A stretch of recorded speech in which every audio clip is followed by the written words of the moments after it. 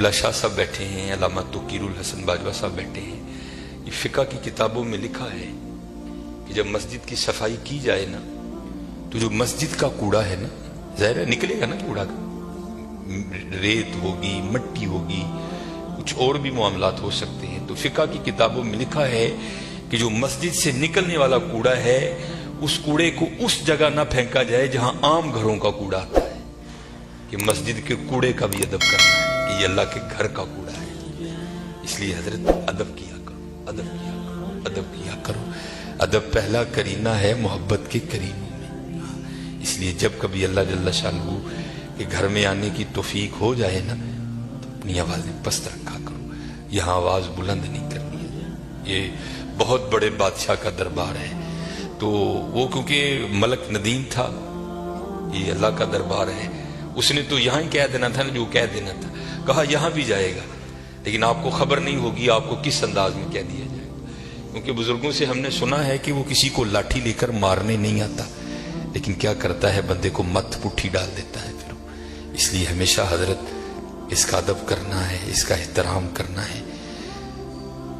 میں نے جب پڑھا نا کہ حضرت سیدنا عمر بن خطاب امیر المومنین رضی اللہ تعالیٰ عنہ آپ مسجد کی صفائی خود کیا کرتے تھے، آپ مسجد کی صفائی خود کیا کرتے تھے.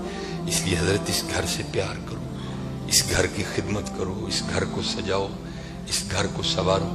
جس کسی نے بھی اس گھر کی خدمت کی نا تو حضرت پھر وہ خالی نہیں رہا کبھی بھی. یہاں حضرت دنیا کے دو ٹگے کے جو چودھری ہیں ان کی کرو تو کچھ نہ کچھ مل ہی جاتا ہے حضرت. وہ یہ تو حضرت بادشاہوں کے بادشاہ کا گھر ہے حضرت. تو اس کی کرے گا تو اسے نہیں ملے گا حضرت، اسے اتنا ملے گا کہ نسلوں سے بھی ختم نہیں ہوگا. لیکن دکھ کی بات یہ ہے کہ حضرت آج چودھریوں کے درباروں کا بھی تقدس قائم ہے، آج چودھریوں کی مجلسوں کی بھی رونقیں قائم ہیں. لیکن دکھ کی بات حضرت ہم نے پتہ نہیں اس گھر کو کیا سمجھ لیا.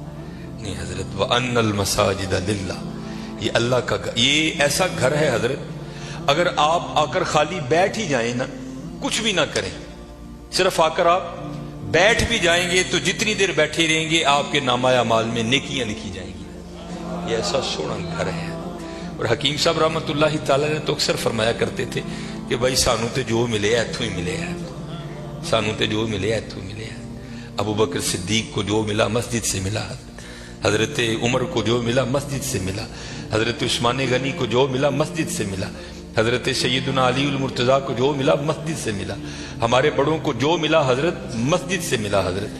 اور آج جو ہمارے گھروں سے رحمتیں رونقیں بھاگ گئی ہیں نا، اس کی وجہ یہ ہے کہ حضرت ہم نے یہاں آنا چھوڑ دیا ہے، ہم نے یہاں آنا چھوڑ دیا ہے. اس لیے یہاں آؤ بھی اور اس کا ادب بھی کرو اور اس کا احترام بھی کرو. یہ بہت بڑی جگہ ہے. جیسے میں نے کہا نا حضرت ہم دنیا دار ہیں نا، ہم نے پیسے کو بہت کچھ سمجھ لیا، حالانکہ پیسہ کچھ بھی نہیں ہے حضرت.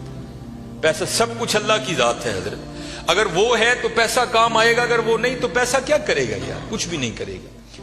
یہ مولانا روم علیہ الرحمہ مثنوی شریف میں آپ لکھتے ہیں کہ کوئی بابا جی تھے اور مال ان کے پاس بڑا تھا، اللہ نے بڑا مال دیا. وقت نزاع آ گیا، ان کو پتا تھا جو میرے بیٹے ہیں وہ نکمے ہیں، مال میں نے کمایا ہے، یہ عیاشی کریں گے اجاڑیں گے، جواب اللہ کے حضور مجھے دینا پڑے گا. علماء سے صوفیاء سے ان کی سنگت تھی، صحبت تھی، مشورہ کیا. انہوں نے کرتے کیا ہیں، انہوں نے 2 وصیتیں لکھی. پہلی وصیت لکھ کے نہ شاپر میں ڈال کر اوپر لکھتے ہیں اس وصیت کو تب پڑھا جائے جب سارے لوگ میرا جنازہ پڑھنے کے لیے اکٹھے ہو جائیں.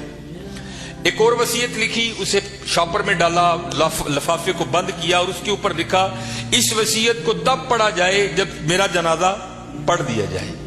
اب چودھری تھا، میں تو اکثر احباب سے پوچھتا ہوں پتہ نہیں حضرت ہم نے تو کہیں نہیں پڑھا، شاید آپ نے پڑھا ہو تو ہمیں بھی بتائیے گا کہاں لکھا ہے کہ امیر کے جنازے میں زیادہ ثواب ہے، غریب کے نہیں ہوتا. غریب کے جنازے میں آتا ہی کوئی نہیں حضرت. پاس سے بھی گزرے گا اپنی دکان پر بیٹھے رہیں گے، غریب کے جنازے پہ کوئی بھی نہیں جائے گا حضرت. اور اگر جنازہ ہو کسی امیر آدمی کا، ہمیں اطلاع کسی بھی راہ صلاح سے مل جائے ہم ضرور پہنچیں گے حضرت. اور یہ میں نے اب دیکھا ہے حضرت، پہلے جنازے پہ کون ملا کرتا تھا کسی سے، اب جنازے پہ بھی لوگ ایسے ملتے ہیں جیسے شادیوں پر ملا جاتا تھا.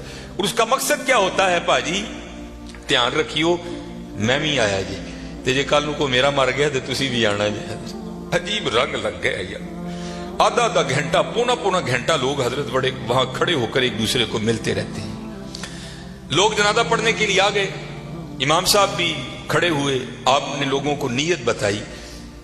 तो जो बाबे का बड़ा बेटा था ना, वो कहता है मौलवी साहब अब्बा जी होरा ने 2 वसीयतां कीतियां ने। पहली वसीयत पर उन्होंने लिखा है इस वसीयत को तब खोल के पढ़ा जाए जब सारे लोग मेरा जनाजा पढ़ने के लिए आ जाएं। अब सारे लोग आ गए हैं, कितारें बन गई हैं, सफ़े बन गई हैं, तो आप ये वसीयत पढ़े। ये मौलाना रूम लिख रहे हैं, सन 700 हिजरी में मसनी शरीफ आपने तसनीफ की। उसमें लिखते हैं कि जब वो वसीयत को पढ़ा ना अलामा साहब ने, तो बाबा जी लिखते क्या हैं, जो लोग भी मेरा जनाजा पढ़ने के लिए आ जाएं और आकर भी ना पढ़ें, मेरे सारे पैसे उनमें बांट दिए जाएं। अब जब ये ऐलान हुआ ना, तो थे तो हम जैसे ही सारे, उन्होंने कहा जनाजा फर्दे किफाया, चंद अहबाब भी पढ़ लेंगे, सबका हो गया। चलो अगर सवाब की बात है किसी और का पढ़ के ले लेंगे, यहां नगद पैसे मिल रहे हैं। एक निकला, दूसरा निकला, तीसरा निकला, यहां तक कि मौलाना रूम फरमाते हैं कि जितने लोग जनाजा पढ़ने के लिए आए थे ना, सब नेकी छोड़कर पैसे लेने के लिए पीछे जाकर खड़े हो गए। अब रह गए सिर्फ मौलवी साहब और बाबा जी के बेटे।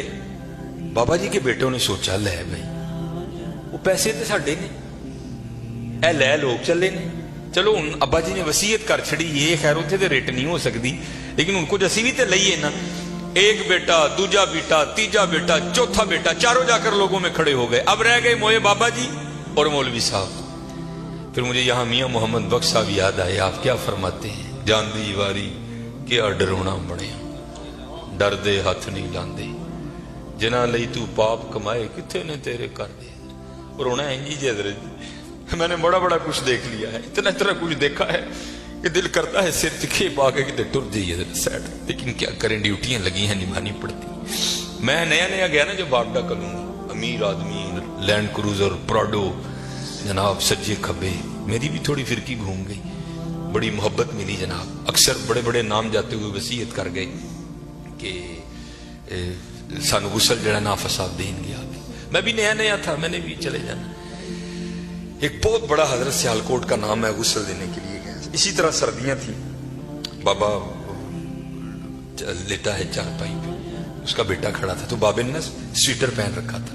स्वेटर भी कोई माड़ा स्वेटर नहीं हजरत, ब्रांड का स्वेटर, कई हजार उसकी कीमत होगी। तो मैंने बड़े बेटे को कहा, मैंने कहा गल बात सुन लो, जो तेरे हाथ में ये जो एप्पल का मोबाइल है ना, जिसकी कीमत इस वक्त 1.5 लाख से ऊपर है, ये बाबे की कमाई का है। ये तूने हाथ पे राडो बांध रखी है ना, ये बाबे की कमाई की है। ये तेरे पास लैंड क्रूजर है ना, ये बाबे की कमाई की है। और ये वो बाबा है कि जिसको वली होने की तेरे लिहाज से सनद अल्लाह और अल्लाह के रसूल ने दी है। ये जैसा भी है तेरे लिए वली है।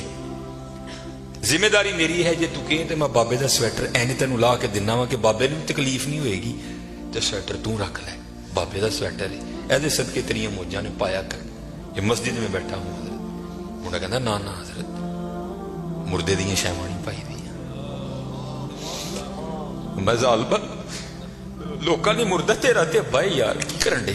उन्हें कहा नहीं मैं नहीं मुर्दे की शह पानी, जिना लई तू पाप। ये मियाँ साहब ने एवं नहीं लिखे हजरत, आपने बड़ा मुशादा किया था जमाने का, जिना लई तू पाप कमाई तेरे कर। खैर हजरत कैंची मेरे हाथ में थी, मैंने स्वेटर काट दिया।